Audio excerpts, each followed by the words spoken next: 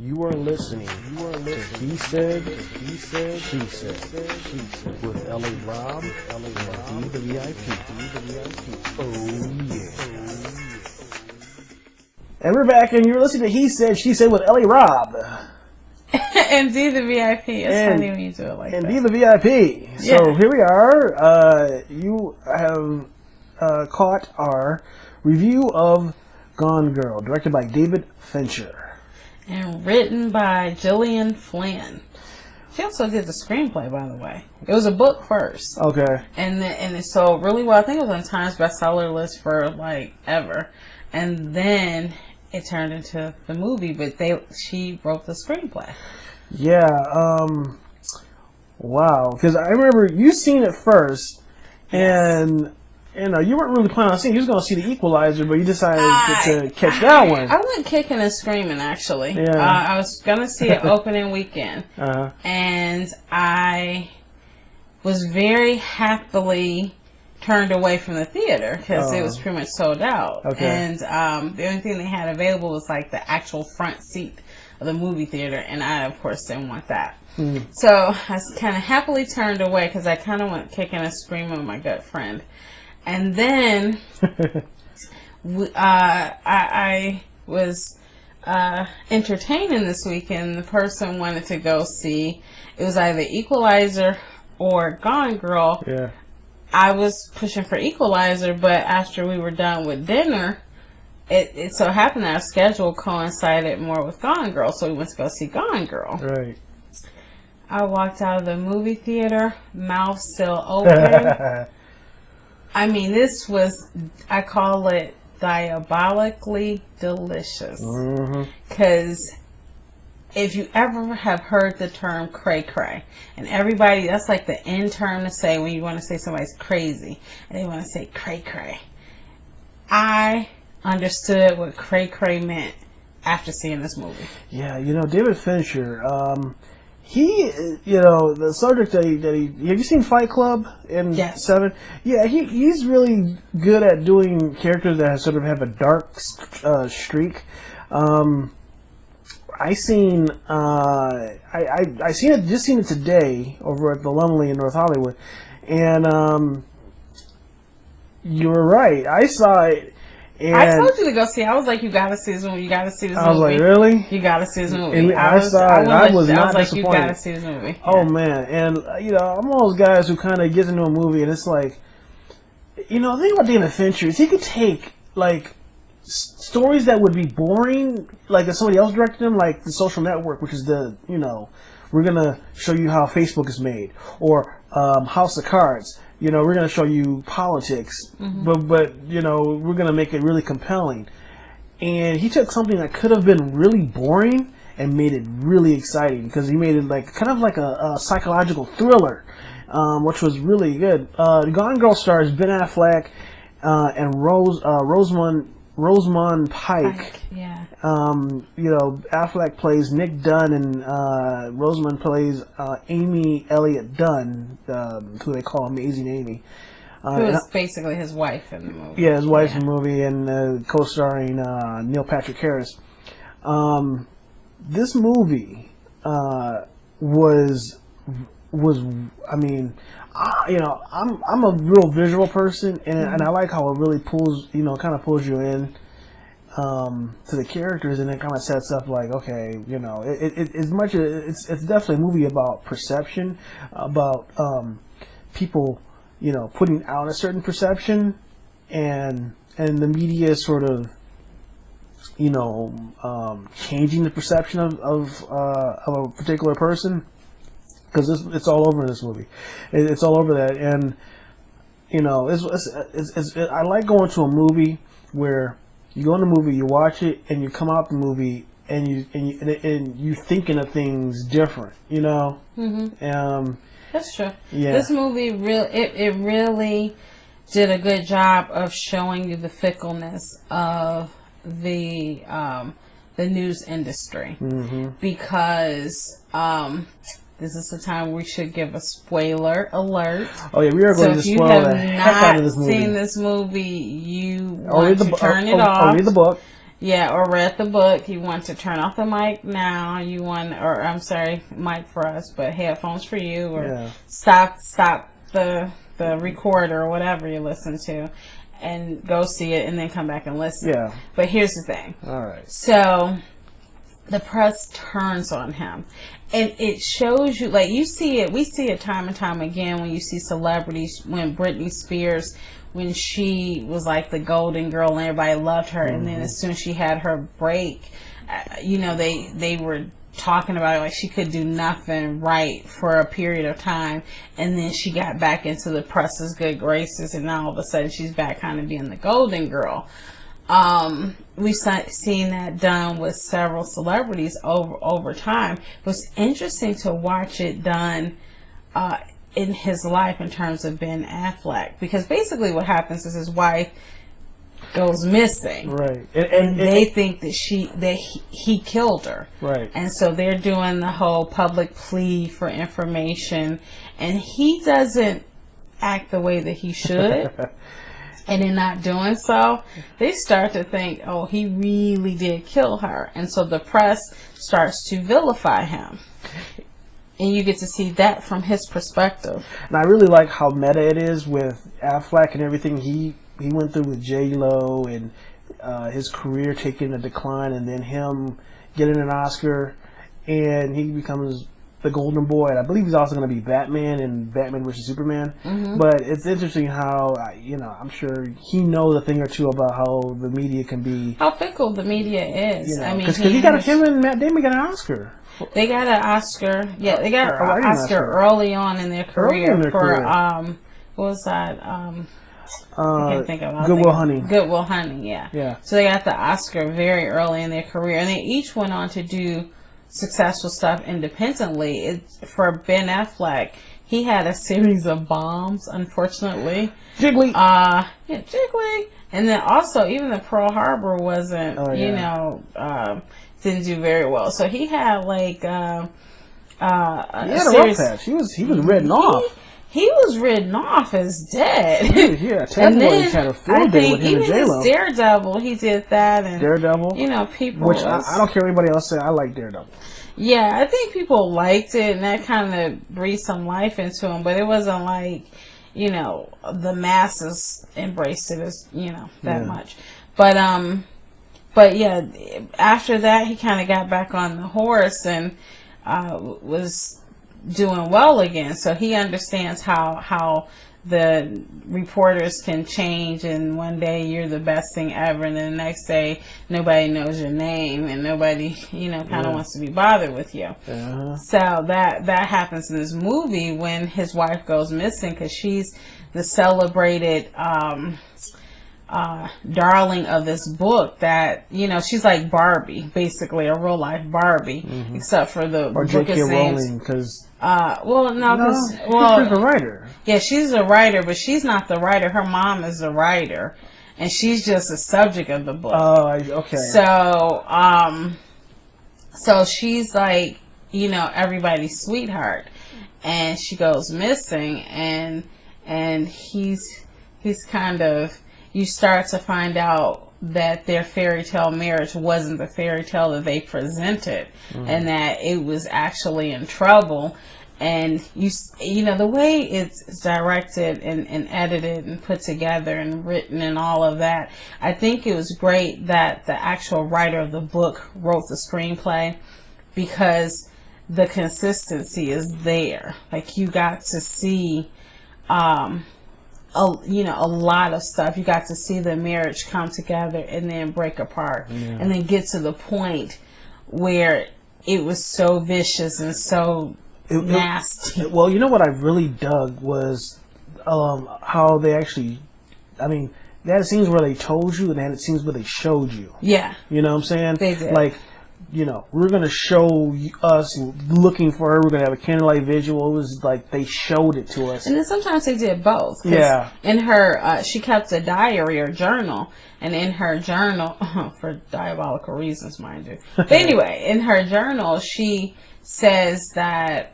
he, when he wants sex, it's just purely he wants it and it's over. and then they show that they have this quick, intimate moment, and without for Fincher not really getting really graphic, it's done, and you know that's the whole point. And I like that camera angle because that kind of just shows it's very clinical and very well. This is very like okay, you know, like very, he could have been with a prostitute really for all it, you know. So it was very degrading. I think that's what it was meant to convey. Yeah. How severely their marriage had broke down to the point where there was degradation on both parts involved. Yeah, and I like how at first, because we were wondering what the hell happened to this chick, and then like it also doesn't exactly get on Ben Affleck's Nick Dunn's side because he has an affair and he has a lot going on. They really like do a great job of misleading you. Oh yeah. This, you know, they play they play the audience just like that's what I'm saying. You just really. I'm telling you, I thought about the guy who killed Scott Peterson. I think his name, the guy who killed his wife, his pregnant wife. Mm-hmm. I thought about him, unfortunately, I don't know. I thought about him when this was going on in terms of. He kept saying that he thought that she would be found somewhere and all this other stuff. And then when she was found and she wasn't alive, he kept saying he didn't do it and blah, blah, blah, blah, blah. And he was having an affair. And, you know, it was almost like he was the character. Like he was the Ben Affleck, like the basis for the Ben Affleck character. And kind of a what if. You know, obviously we know that a pregnant mom in this case didn't go to the lengths that this woman did, right. but his character made me think about him, right? Because I'm thinking like throughout the whole movie, because she was thinking about considering killing herself. I'm like, if she had killed herself, it would have been it, because like you know, it would have been. The reason why he says it would have been it is because she sets the husband up for. She has people believing that he murdered her. Yep. And she goes through this elaborate plot of writing 3 months or so, writing basically their love story in a journal. So the rise and the fall of the marriage and what happened. But she includes some untruths in there, or some truths that have been kind of stretched in terms of she starts to say that he's being abusive and he's inattentive, he's having an affair, he's doing all these things she fears for her life, which was not necessarily the truth. And then she gets to a point where she has this plot that she decides she's going to basically disappear. Mm-hmm. And she stages the house as if she's been kidnapped or killed in the house. I mean, to the point that she takes like a pint of her own blood and smears it on the floor. Oh my God, dude! And you know, smears on the floor. This for good measure. Don't forget, she gave her neighbor, she calls the idiot, a bunch of lemonade, lets her piss, collects her, because she's pregnant, and she collects her urine. Yeah, to say that she's pregnant, to go to the doctor and have the doctor. So that was a twofold trip. Because she went to the doctor, have the doctor, one, say that she was pregnant because she had that urine, but two, also she got the needle that she needed to bleed herself with. I could help, but like, okay, it's like so much of this is like, okay, she had this elaborate plot. What if Ben Affleck just, you know, middle of the night looking for some cookies or something and opens the cabinet like, what all this fucking urine is in here? And you know, well, I don't think I think that she got it and probably kept it in the car or somewhere, and I don't think I think she was a little smarter than you know. But the other thing I think that was a surprise in this movie that they didn't announce, I didn't hear about, was Tyler Perry was in this. Now, if you remember that name or have heard that name, you know that he's a well-known playwright and also a movie director and writer himself. Basically, he's an entertainment mogul who is seriously got limited time and a whole bunch of money. So it was very interesting to see him do a cameo in this film. You know, and he played a character. He's played a lawyer before because he plays a lawyer. But I'm pretty sure he's got chops. His character was a little different. He did very well. He was kind of comic relief for us, and it was very well done. So I was pleasantly surprised. Yeah. I was surprised too. I mean, people give Tyler shit about, Medea, and they say, they call Spike famously called, or infamously called them coonery and buffoonery. But, yeah, my favorite. I can get off into a tangent about Tyler. I admire his hustle, and well, because this is a mainstream, big budget film, and he's in here, and I will say that they're taking a gamble. Very good. Yeah, I would say they were taking a gamble on him because he's known for comedy primarily and playing a female character. So I think that they were taking a gamble. Well, he did do Alex Cross. He did do Alex Cross. He did good in that too. He did very good in that. But I think people still. I think the fact that he does the comedy thing kind of overshadowed the Alex Cross. So I think they played it smart by not telling you he was in it. Like you didn't know he was in it until you were in the theater and saw him.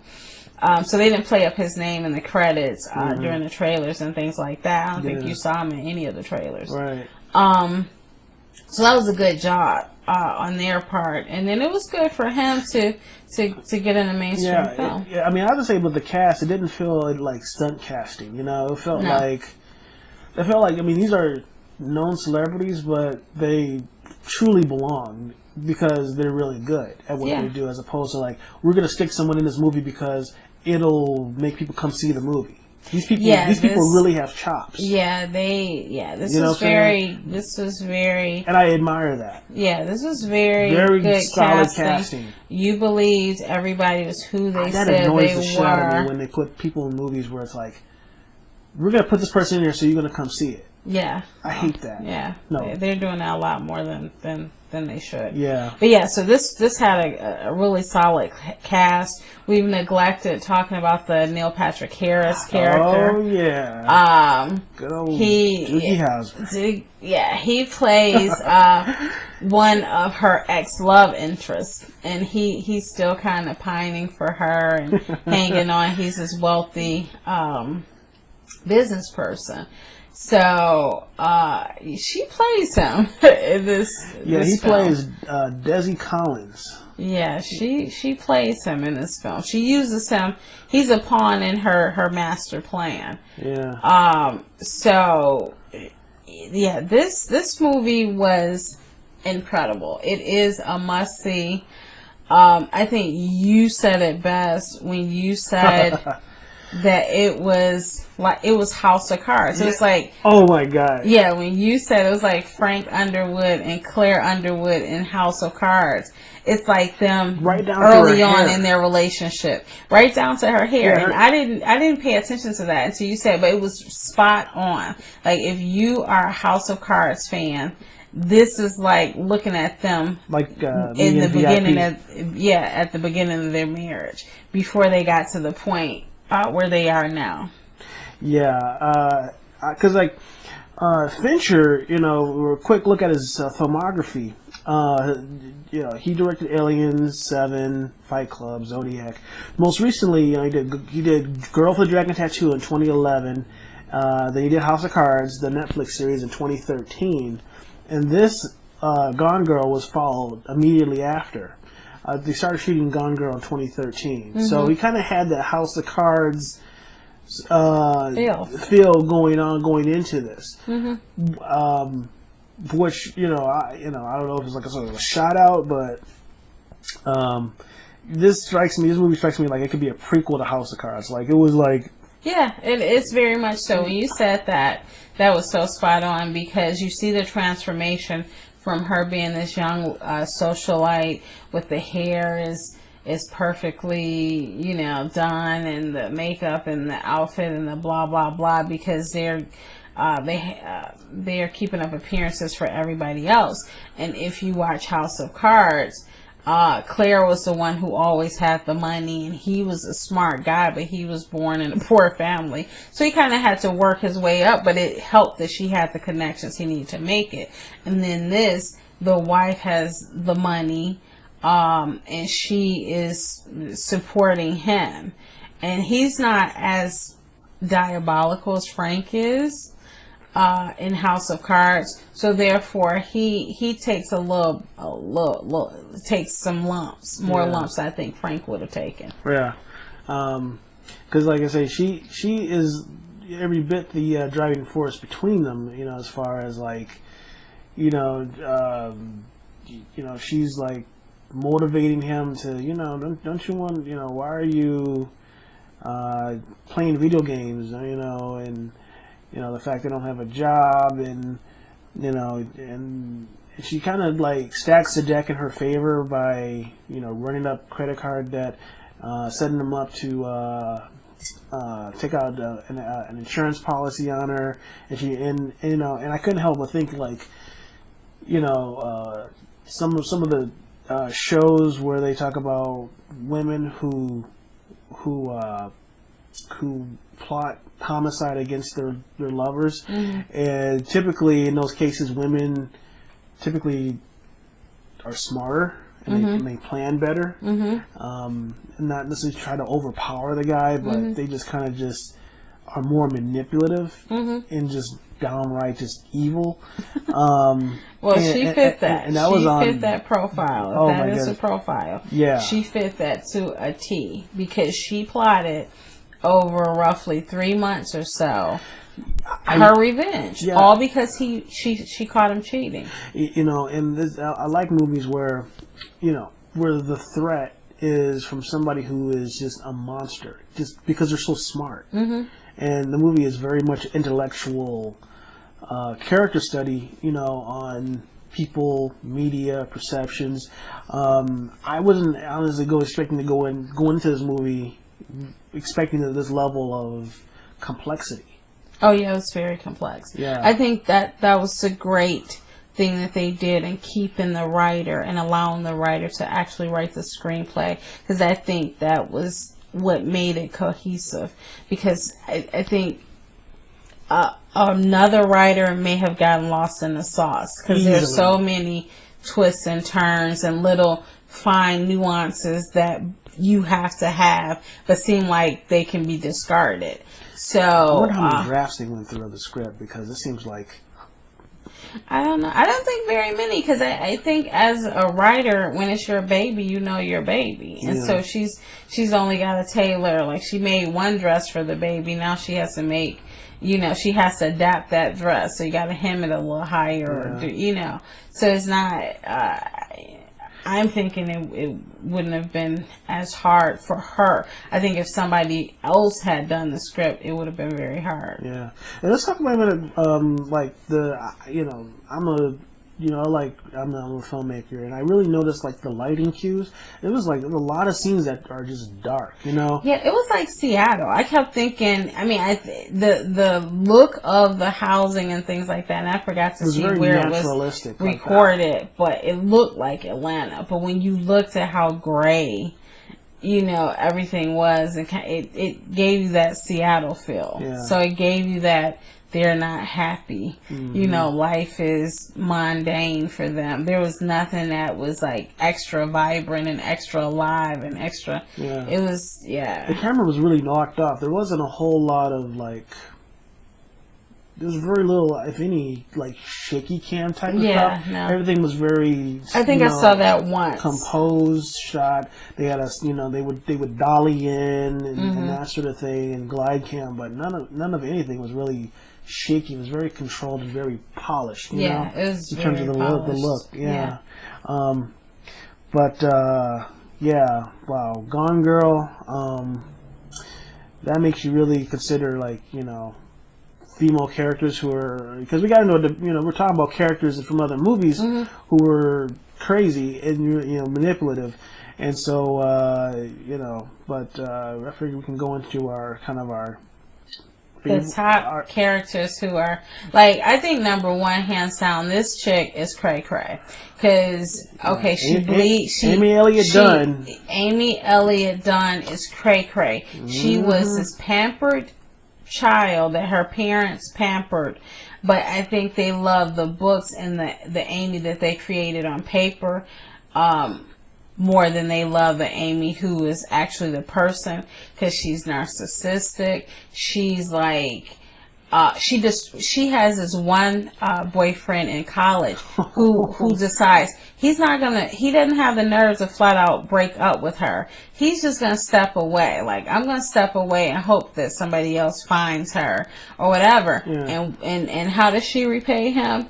She has him charged with rape, and he has to register as a sex offender for the rest. So he's sitting there saying for 8 years he hasn't had a job because of what she did in college, and she's so far moved on from that and hadn't even looked back. So this is how diabolical she is. Yeah. Then when she catches the husband cheating, she sets about this whole plan of going missing with the intent of killing herself so that the husband will be electrocuted, because they have it's based in Missouri, so they have the death penalty in Missouri. So she wants him to get the electric chair because he cheated on her, and she goes to great lengths to make that happen. And it's just like, this chick is beyond crazy. So then it's like, who's crazy? Yeah, but I like how like they play with there's the idea of a bigger predator, because she gets manipulated too. You know, she friends somebody, you know, and she's kind of being. I don't know if she friended them as much as she was using them. Yeah. You know what I'm saying? Because she was using them to have a reason to look at. And they turned around and used her. Well, yeah, she's a barracuda, and she ran into a shark, and she got got her tail bitten off. Yeah. But yeah. But she didn't get to come up and say she deserves. Yeah, but one thing I give her, she's adaptable. She could think on her feet because she put some shit together though to get out of that. Yeah, she's scary. Like, man, you better hope that you don't ever run into Emily. So that's David Fincher or Amy. Yeah, Amy. Yeah, you better hope you don't run into Amy. Yeah. Oh God. Yeah. So that's David Fincher's Gone Girl, 2014. What would you rate this one on a letter grade? Would you give it I will give it probably an A-, only because I thought it was a tad bit too long for me. Because it got to a certain point where I thought it was ending, and then something else started, and I was happy, like, okay, this is a decent time to end, and something else, and it was another storyline, and then it lulled like it was about to end again, and I got happy, and no, it kept going. So I think it was a tad bit too long for me. Other than that, yeah. Yeah, I kind of with you. I mean, I thought the ending was a bit unsatisfying. And I thought it was, for me, it was kind of like, really? Like, it makes absolutely no sense. Because it's like, if I was in that position, I would just leave. I don't give a fuck. You know what I'm saying? The husband basically, after it's all said and done, and again, we highly stress you. Yeah. You go see the movie, but after it's all said and done, she and the husband stay together. Like, what the fuck, dude? Like, really? After all this shit, you can still stay with this crazy bitch? Yeah. Oh my fucking God, dude. I'm like, fuck this movie. Fuck this movie. But at least it made you feel something. It made me feel something. It made you feel something. So I can't knock it for that. I'm telling you, I think you wrap Basic Instinct and all those Misery and what's the other one? Like I said, some of our top. I think you wrap those movies up together, and this chick beats all those crazy loons. But yeah, let's give a quick shout out to we're gonna talk about the crazy. Yeah. You remember crazy movies? Yeah, you remember that back in the day, that movie, The Hand That Rocks the Cradle? Yeah. The babysitter. The babysitter who fed the baby her own breast milk. Yeah. And then the kid stopped taking the mother's breast milk. Yeah. Yeah. Because she was basically taking over this lady's family because she was gonna get rid of her. I believe that was Ivan Reitman. That was I believe he directed that, and I believe he ended up impaled on a picket fence. Did he? In real life? No. In the movie. In the movie, the babysitter tried to kill her, but the girl, she got pushed out of a window and ended up impaled on a picket fence. I thought you were saying the director. No. Oh my God. No. Okay, sorry. All right, so shout out to that one. Basic Instinct. Basic Instinct. The infamous leg cross. Oh, or uncross. Or uncross. Yeah. She crotchless. Oh, goodness. That movie, she showed her style. That movie really made Ice Picks she was scary. crazy. And I think a little bit of the character in Gone Girl, I think somebody studied her a little bit. Because she was very smooth and very sophisticated and very, elegant and eloquent and all these things that would be great in a significant other, except that one of those screws, the one that you necessarily need to have, is loose with her. So, Fatal Attraction. Glenn Close. Yeah. Sharon Stone was in the other one. This is Glenn Close. Glenn Close was crazy. That bitch was nuts. She was nuts. Michael Douglas had to drown her in the bathtub, didn't he? Yeah, to get rid of her. She just would not. But let me say this. I realized in doing this that Michael Douglas is the cray-cray magnet. Because he was in Fatal Attraction and he was in this movie. And what was that movie? So he needs to be in Gone Girl to really make it a trilogy. Yeah, but he's a cray-cray magnet. Well, I've heard Catherine Zeta is a little crazy too. Well, she probably has to be the, story. Because this is crazy. Now, one thing that I could probably give, Miss Amy Elliott a run for money is that chick from Misery. Yeah. She can give her a run for money. Kathy Bates was crazy. Kathy Bates was nuts. She was nuts. She hobbled a motherfucker. She was making sure he wasn't gonna leave. Yeah, you know what? I think if Ben Affleck was dating the Misery chick, Bates, she just hobbled that cat. Well, and that poor man wasn't even dating her. Like, he didn't even know her. He just happened to be unfortunate enough to his car to break down near her, and that was or whatever. This crazy bitch burnt his book. Yeah, she's like, no, fuck that. Write another one. Yeah, that's crazy. Because he killed a character. Yeah, that's crazy. Yeah, single white female. That's a nightmare because we live in LA. And most people, to survive in LA, because it's so expensive, you have to have a roommate. And the thought that chick can pop up at your door is the reason why I live alone. So wearing, walking around in your panties and wearing your shit cutting the hair like yours. No. That's why I do not have a roommate. Because she want to be close to you. No. That's why Gucci is my roommate. Now, all these movies have, white characters. There's one, remember Thin Line Between Love and Hate? Yes. That was a good one. Yeah. That was a good one. I can't think of her name.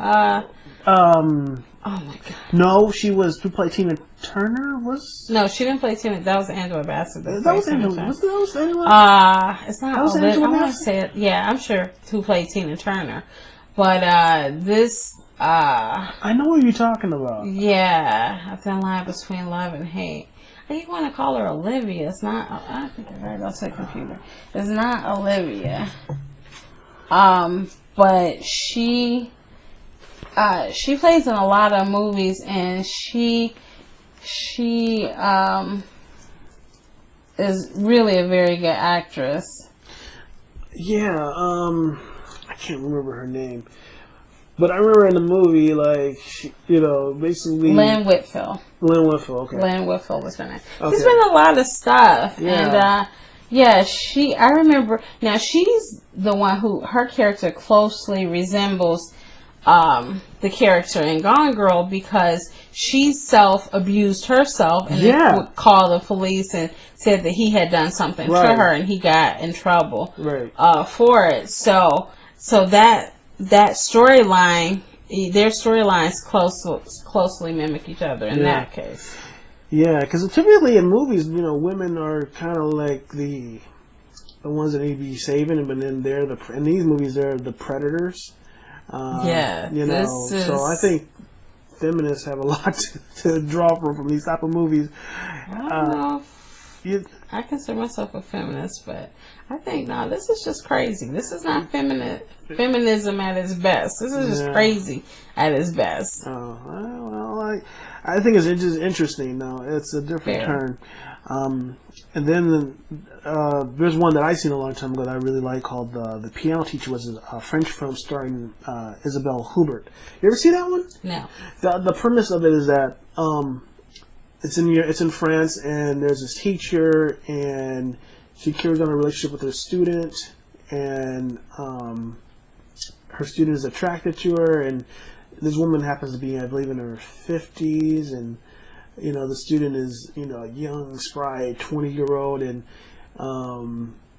then she proceeds to stalk the young man, and it gets really weird. And at the end of the movie, she literally stabs herself. Oh wow! Yeah, after her piano recital, she takes out a knife and stabs herself. Okay. Yeah, it's so but yeah, so those are our top movie. Crazy people, crazy women movies. Yeah, don't date these ones, and don't piss them off. Yeah, you might want to back out quietly. You might wake up. These you might movies, wake up dead or worse. Yes, these movies worse is like Ben Affleck. You're almost gonna get the chair for a wife who's alive and smoking Marlboros in a trailer park. Yeah. Yeah. So. All right, so that's it. So check us out on iTunes. Give us a good rating, and for every 5-star rating, we'll read it on the air. Yeah. All right, so that's He Said, She Said. Thanks for listening. But L.A. Rob and D the VIP. Peace. Deuces. So look, to follow us, you can go to iTunes, tune in. You can like us on Facebook at He Said, She Said, L.A. Rob and D the VIP. There's a lot of He Said, She Said out there. So make sure it says L.A. Rob and D the VIP. Also, you can follow us on Twitter at LA Rob and D the VIP. And if you want to follow LA Rob's shit, honey, his stuff, you can go to Mel Hondo, MALEHONDO at YouTube. Did I say everything? You did? Okay. Well, no, wait, you missed one. What? Lord Tyree, LORDTYRE. That one is one of my older. And I'm not calling him Lord anything. So that's probably why I messed up. At least not on my. Yeah. Alrighty. Or off my feeder.